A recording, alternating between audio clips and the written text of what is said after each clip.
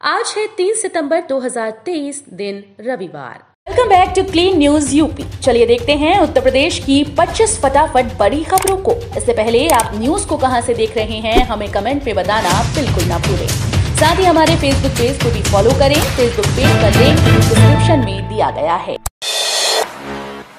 गोरखपुर को 629 करोड़ की सौगात।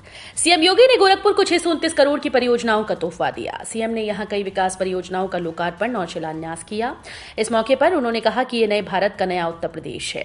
यूपी में पहले परिवारवाद और माफियावाद था, अब माफियाओं के सामने पहचान का संकट है। अब बेहतरीन सड़कें यूपी की पहचान है। अब यूपी में हर बहन बेटी सुरक्षित है। यूपी में एयरपोर्ट और एक्सप्रेसवे बन रहा है। सीएम योगी ने दी वैज्ञानिकों को बधाई। इसरो ने अपने पहले सोलर मिशन आदित्य L1 को सफलतापूर्वक लॉन्च कर दिया है। इसे लेकर सीएम योगी ने वैज्ञानिकों को बधाई दी। उन्होंने अपने सोशल साइट X पर लिखा कि संपूर्ण मानवता की सेवा के ध्येय के साथ आज नए भारत के सामर्थ्य का प्रतीक आदित्य L1 सफलतापूर्वक लॉन्च हुआ। पीएम मोदी के नेतृत्व में 140 करोड़ देशवासियों की आशाओं का नया सूर्य बने। इस प्रतिष्ठित मिशन की पूर्ण सफलता के लिए अनेक मंगल कामनाएं। यूपी में भी जल्द लागू हो सकता है यूसीसी। उत्तराखंड के बाद अब यूपी में भी यूनिफॉर्म सिविल कोड को लेकर सुगबुगाहट तेज हो गई है। ऐसा माना जा रहा है कि इस मामले में योगी सरकार जल्द ही कोई बड़ा फैसला ले सकती है। यूपी विधि आयोग जल्द ही नए सिरे से यूसीसी को लेकर अपनी सिफारिशें योगी सरकार को सौंप सकता है। आयोग ने पहले ही कहा था कि आपराधिक कानून की तरह राज्य में समान नागरिक संहिता को ऐसे लागू करें जो सभी धर्मों में स्वीकार्य हो। यूपी में होगा टूरिस्ट पुलिस का गठन।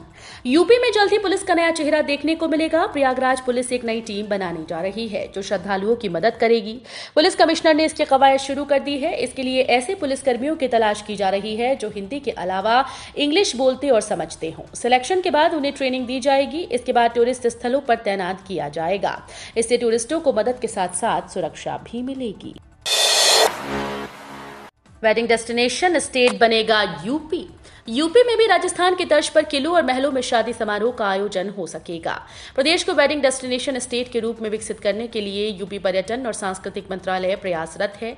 UP wedding industries association Tajnagari में वेडिंग कॉन्क्लेव का आयोजन कर रहा है, जिसमें देश विदेश के वेडिंग एक्सपर्ट, वैवाहिक व मांगलिक उद्योगों से जुड़े बिजनेसमैन अपनी राय रखेंगे। नहीं बचे टैबलेट। कार्यक्रम चला। अब 4 सितंबर में 424 विद्यार्थियों को मिलेगा टैबलेट। हाथरस के पीसी बागला डिग्री कॉलेज में शनिवार को प्रस्तावित टैबलेट वितरण कार्यक्रम टल गया।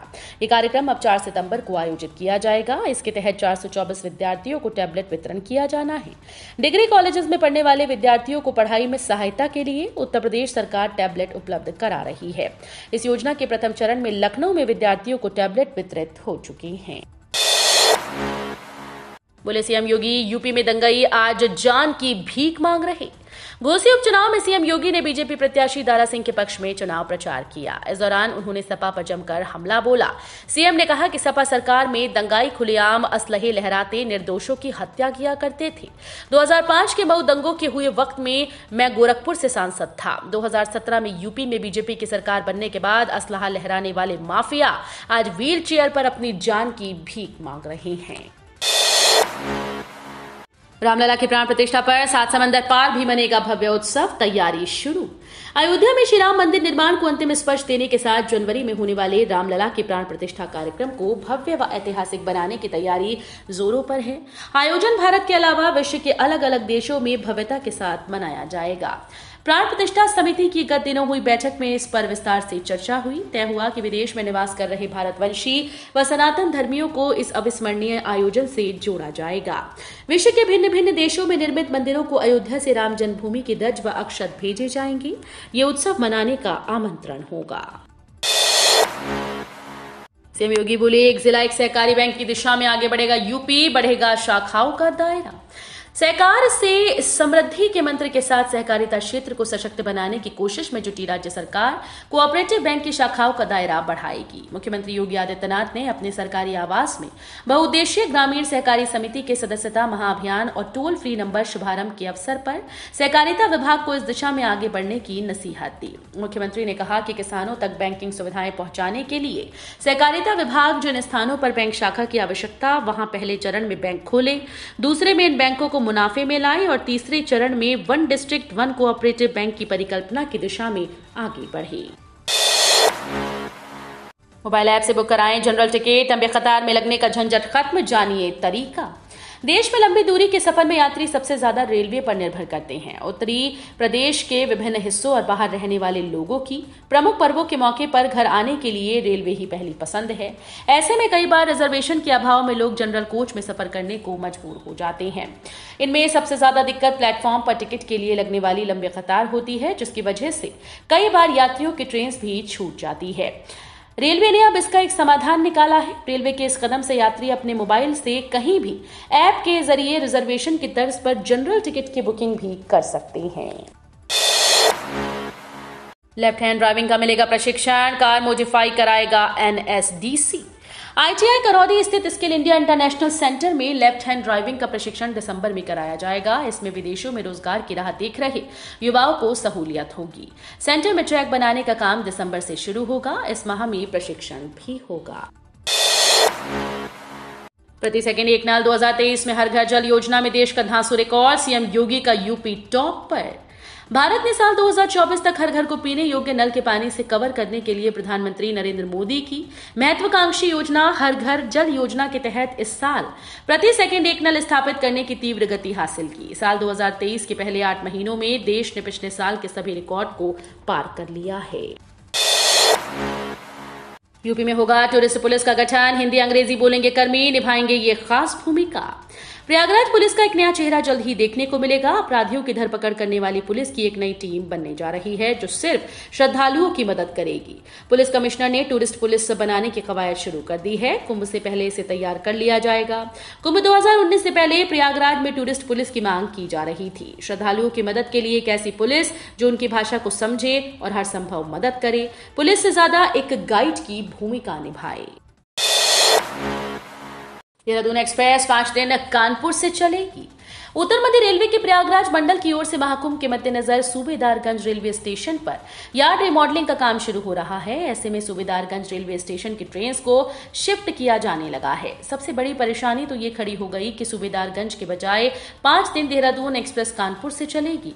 सूबेदारगंज देहरादून एक्सप्रेस का संचालन 9 से 14 सितंबर तक सूबेदारगंज की बजाय कानपुर सेंट्रल से होगा। यूपी के कारोबारी ने खरीद ली 2 मालगाड़ी। यूपी में सरिया सीमेंट के बड़े बिजनेसमैन और गैलेंट ग्रुप के मालिक चंद्र प्रकाश अग्रवाल ने 2 प्राइवेट मालगाड़ी खरीदी। इस मालगाड़ी से सरिया सीमेंट और कोयले की ढुलाई होगी।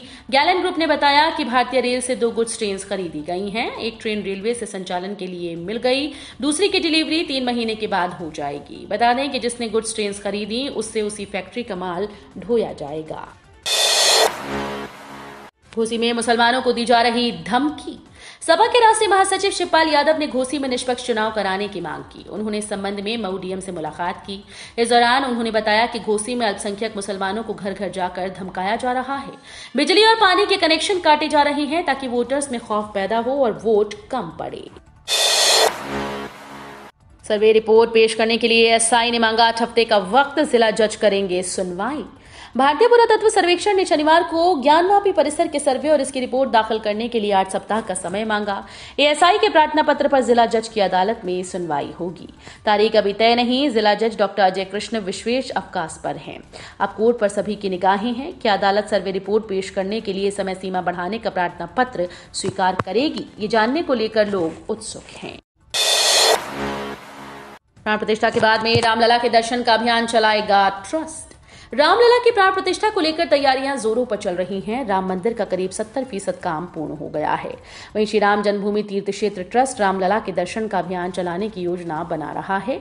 रामलला की प्राण प्रतिष्ठा के बाद देश के सभी राज्यों के राम भक्तों को अलग अलग तिथियों पर अयोध्या आमंत्रित किया जाएगा। एलयू में बनेगा देश का पहला स्वदेशी एस्ट्रोनॉमी रिसर्च सेंटर। वॉट्रिनो टेक्नोलॉजी के साथ यूनिवर्सिटी ने किया एमओयू। लखनऊ यूनिवर्सिटी ने अंतरिक्ष विज्ञान के क्षेत्र में नई ऊंचाइयां छूने के लिए एक एमओयू पर हस्ताक्षर किए। इसके तहत गणित और खगोल विज्ञान विभाग में बने प्लानेटोरियम को भारत की पहली स्वदेशी खगोल विज्ञान शोधशाला के रूप में स्थापित किया जाएगा। आने वाले त्योहारों को देखते हुए ललितपुर में लगी धारा 144, बिना अनुमति नहीं निकलेगा जुलूस।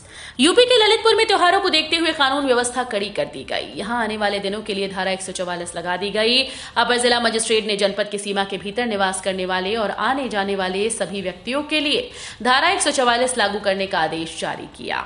यह आदेश आगामी दिनों में आने वाले चहल्लुम, श्री कृष्ण जन्माष्टमी, विश्वकर्मा पूजा, ईद मिलाद और विभिन्न परीक्षाओं को ध्यान में रखते हुए जारी किया गया।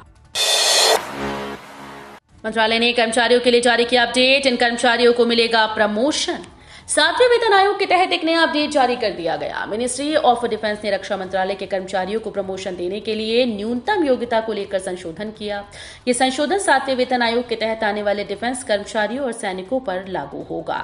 22 अगस्त को जारी ऑफिस मेमोरेंडम में मंत्रालय ने मिनिमम योग्यता सर्विस डिफेंस सिविलियन कर्मचारियों के प्रमोशन के लिए जारी किया है। धार्मिक पर्यटन में तमिलनाडु को पीछे छोड़ आगे निकले काशी मथुरा। सैर सपाटे में पहली बार यूपी नंबर 1। धार्मिक नगरी काशी और मथुरा ने नीलगिरी की पहाड़ियों पर बसे तमिलनाडु के 2 दशकों और पर्यटकों को आकर्षित करने के कीर्तिमान को ध्वस्त कर दिया।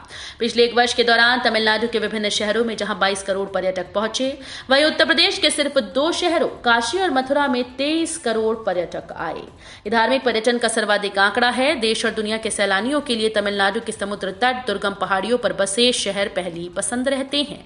इसी तरह कन्याकुमारी में सैलानियों का आंकड़ा 7 करोड़ तक पहुंचा। यूपी में 72 घंटे बाद तेजी से बदलेगा मौसम। सोमवार से फिर छाएंगे बादल, मंगल से झमाझम बारिश। तेज धूप और भीषण गर्मी और उमस की मार झेल रहे यूपी के लोगों को 72 घंटे के बाद राहत मिलने की उम्मीद है। मौसम विभाग की माने तो 3 दिन बाद तेजी से मौसम बदलेगा। ऐसे में प्रदेश के कई हिस्सों में एक बार फिर से काले घने बादल छाएंगे, ठंडी हवाएं चलेंगी और झमाझम बारिश होगी। यूपी के इन 25 कॉलेजेस को देश के टॉप 10 में लाने का लक्ष्य।